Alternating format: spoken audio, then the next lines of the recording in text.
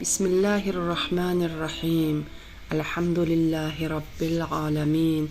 Vessalatu vesselamu ala seyyidina ve nebiyyina Muhammed ve alihi tahirin. Vel'an a'da'ahum ecma'in minel an ila qiyam yevmiddin. Rabbi şrah li sadri ve yessir li amri ve hlul uqdeten min lisani yefkahu kavli. Hasbunallah ve ni'mel vekil. Ni'mel mevla ve ni'mel nasir. Esselamu alel mahdi ellezî yemle'ul ardı adlen ve qista kema muli'at zulmen ve cevra. Esselamu aleyk ya bakiyetallah ve rahmetullahi ve berekatuh. Bugün işləyəcəyimiz ayət Bakara surəsinin 104 və 105-ci ayətləridir.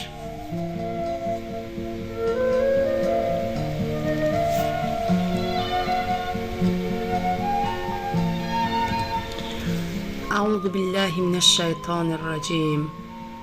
Ya eyyühellezine amenu la taqulu ra'ina ve qulun zurna vesma'u ve lil kafirine azabun alim.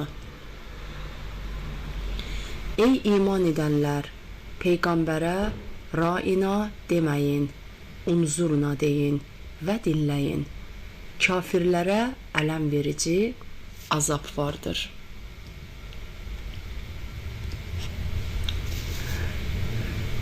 ما يود الذين كفروا من أهل الكتاب ولا المشركين أن ينزل عليكم من خير من ربكم والله يختص برحمته من يشاء والله ذو الفضل العظيم. Kitap ehlinden ve şirk koşanlardan küfre sapanlar Rabbinizdən sizə bir iyilik gəlməsini istəməzlər. Allah rəhmətini dilədiyinə özgü kılar. Allah büyük ihsan sahibidir. Bu ayetin nüzul səbəbi İbn Abbas rəhmətullah əleyh məşhur müfəssir olan İbn Abbas şöyle nakleder. İslamın ilk dönemlərində Müslümanlar Peygamber sallallahu aleyhi ve sellem konuşup ayetleri ve ilahi hükümleri açıklarken bazen ondan biraz daha yavaş konuşmasını isterlerdi. Böylece konuları daha iyi anlayabilecek, kendi soru ve isteklerini de dile getirebileceklerdi. Bu isteklerini dile getirirken ra'ina ifadesini kullanırlardı. Bu kəlmə rə'a, gütmək, gözetmək, zaman vermək kökündən gəlir. Bizə möhlət ver, bizi gözət anlamındadır. Fakat Yahudilər aynı kəlməyi ra'una kökündən gəliyormuş gibi kullanır. Bu da böllük, aptallıq anlamına gəlirdi. Yani onlara göre kelimenin anlamı bizi aptal yerine koy, bönleştir gibi bir şeydi. İşte Yahudiler bu şekilde Müslümanların kullandığı aynı lafzı bahane ederek peygambere veya Müslümanlara alay ediyorlardı. Bunun üzerine yukarıdaki ilk ayet, yani Bakara suresinin 104. ayeti nazil oldu. Ve bu kötüye kullanımı engellemek için müminlere aynı anlamı veren ancak inatçı, düşmana fırsat vermeyen unzurna, bize bak, bizi bekle kelimesini kullanmalarını emretti. Burada önemli olan meselelerden biri şu ki düşmana asla fırsat verilmemelidir. Bu ayetten anlaşılıyor ki Müslümanlar yaptıkları işlerde düşmana asla bahane vermemeye dikkat etmelidirler. Düşmanların kötüye kullanabileceği bir kısa cümleden bile kaçınmalıdırlar. Kur'an açıkça müminlere muhaliflerin kötü niyetli kullanımını əngəlləmək üçün düşmanın başqa bir anlam çıxararaq möminlərin moralını boza biləcəyi bir kəlməyi kullanmaqdan belə sakınmalarını tavsiyə edər. Söz və ifadə alanı genişdir. İnsanın düşmanın tahrifinə və alayına açıq bir cümlə kullanmasına nə gərək var? İslam düşmanlara bahanə verilməsinə bu kadar müsaade etmiyorsa, Müslümanların daha büyük məsələlərdəki sorumluluğu açıqdır. Günümüzdə bazen öyle davranışlarımız oluyor ki, bunlar iç düşmanlar veya uluslararası çevreler tarafından kötü yorumlara ve onların propaganda araçları tarafından kullanılmasına sebep olur. Görevimiz bu tür işlerden kesinlikle kaçınmak ve içteki ve dıştaki bu bozgunculara boş yere fırsat vermemektir. Ayette geçen ya eyyühellezine amenu, ey iman edenler ifadesinin hassas anlamı. Yüce Kur'an-ı Kerim'de bu onur dolu ve ruhu besleyici hitap 80'den fazla yerde görülmektedir. Az önce tilavet ettiğimiz ayet, yani Bakara suresinin 104. ayeti, bu hitapla karşılaştığımız ilk ayettir. İlginç olan bu ifadenin yalnızca Medine'de inen ayetlere has olması, Mekke ayetlerde ise hiç bulunmamasıdır. Bunun sebebi muhtemelen şudur. Peygamber Efendimiz Medine'ye hicret ettiğinde Müslümanların durumu sağlamlaşmış, artık istikrarlı ve nüfus sahibi bir topluluk haline gelmiş ve dağınıklıklardan kurtulmuşlardır. Bu nedenle Allahu Teala onlara ey iman edenler diye hitap etmiştir. Bu ifade ayrıca şu önemli mesajı da içerir. Siz iman ettiniz, Hakka teslim oldunuz ve Rabbinizle bir itaat sözleşmesi yaptınız. Öyleyse bu sözleşmenin gereği olarak bu hitabın ardından gelen emirleri yerine getirmelisiniz. Bir başka deyişle imanınız bu emirlere uymanızı zorunlu kılar. Şu noktada dikkat çekicidir. Birçok İslami kitapta ehli sünnet kaynakları da dahil Peygamber Efendimiz'den şöyle rivayet edilmiştir. Allah içinde ey iman edenler bulunan hiçbir ayet indirmedi ki o ayetin başı ve emiri Ali olmasın. Yani bu tür ayetlerin gerektirdiği emir ve liderlik Hazreti Ali'ye aittir. Elbette bu tür hadisler ayetin tam ve kamil manada gerçekleştiği kişiyi beyan etmektedir. Yani Hazreti Ali aleyhisselam İslam'a iman eden ilk kişidir. Müminlerin başı ve müminlerin emiridir. Ve kendisine ey iman edenler diye hitap edilen her ayetin ilk muhatabı Ali aleyhisselamdır.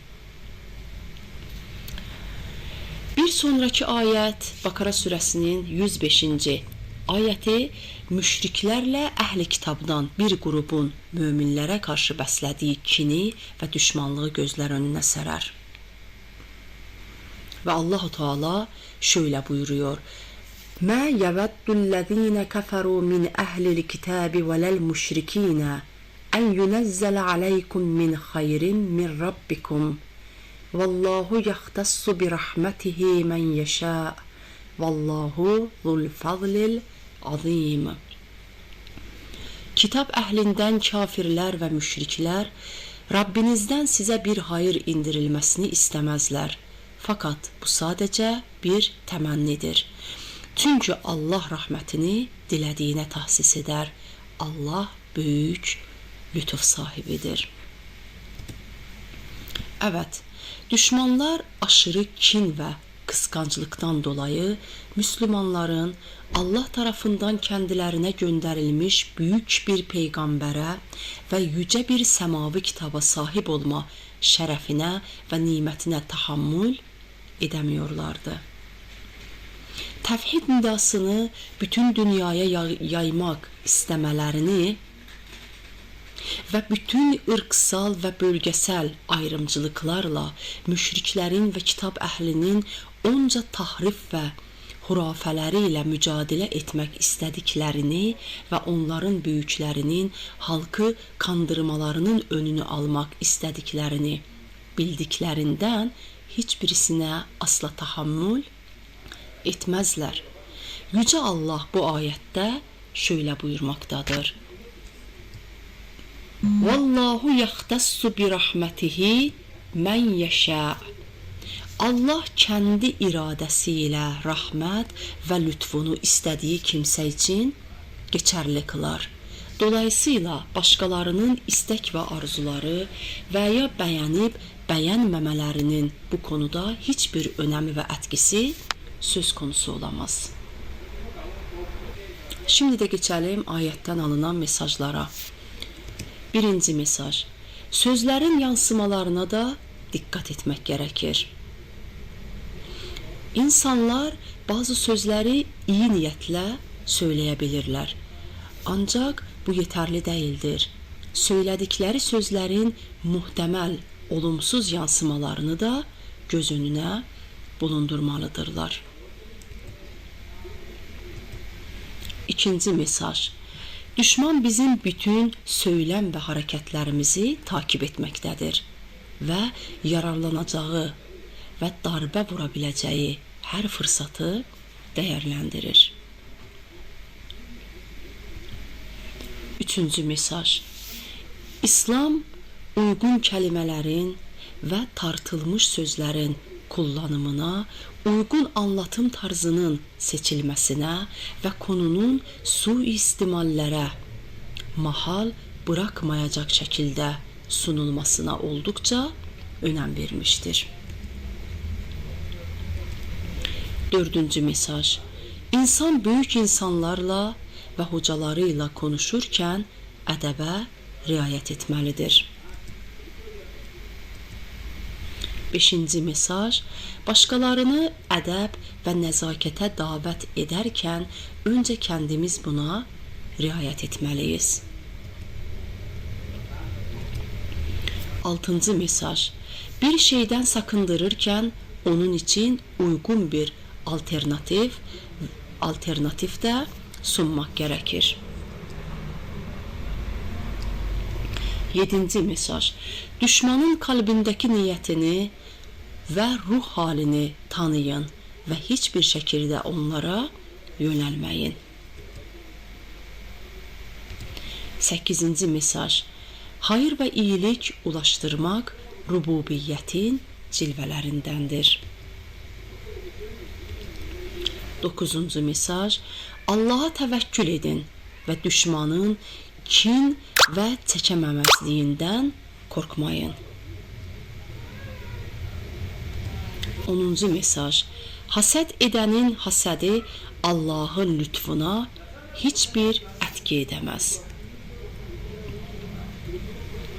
11. mesaj. İlahi lütuf, rahmet ve hidayet bütün kavim ve milletleri kapsar. Dolayısıyla İsrailoğulları veya başka bir ümmete has değildir.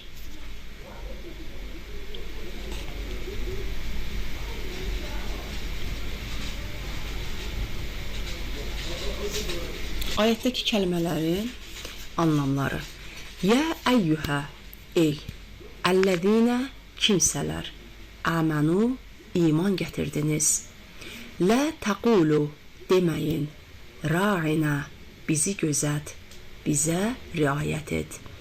Ve qulu, ve deyin, unzurna, bize bak. Vesma'u, ve dinleyin, ve lil kafirina, ve kafirler için vardır. Azabun, bir azap. Alimun, acı, elemli. Mə yavaddu sevməzlər. Əlləzinə o kimsələr ki, kəfəru küfr etdilər, inkar etdilər. Min əhlil kitabı kitab əhlindən vələl müşrikinə və nə də müşriklər. Ən yunəzzələ indirilməsini aleykum sizə. Min xayrin bir hayır, min rabbikum Rabbinizdən. Vallahu və Allah yaxtassu tahsis edər bi rəhmətihi kəndi rəhmətinə mən kimsəyə yəşəu dilədiyi. Vallahu və Allah zu sahib sahibidir. Əl-fəzl fazıl lütuf. Əl-azim büyük. Son olarak bir daha ayeti tekrarlayalım. Ya eyyühellezine amenu la tequlu ra'ina ve qulun zurna vesma'u. Ey iman edenler, ra'ina demeyin, unzurna deyin ve dinleyin. Velil kafirine azabun alim. Ve kafirlere ələm verici azap vardır. Mə yəvəddüllezine kəfəru min əhlil kitabi vələl müşrikinə ən yunəzzələ aleykum min xayrin min rabbikum. Kitab əhlindən və şirk koşanlardan küfrə sapanlar Rabbinizdən sizə bir iyilik gəlməsini istəməzlər. Vallahu yaxtassu bi rəhmətihi mən yəşə. Vallahu zul fadlil azim. Və Allah rəhmətini dilədiyinə özgü kılar və Allah büyük ihsan sahibidir. Vesselamu aleykum və rəhmətullahi və bərəkatuh.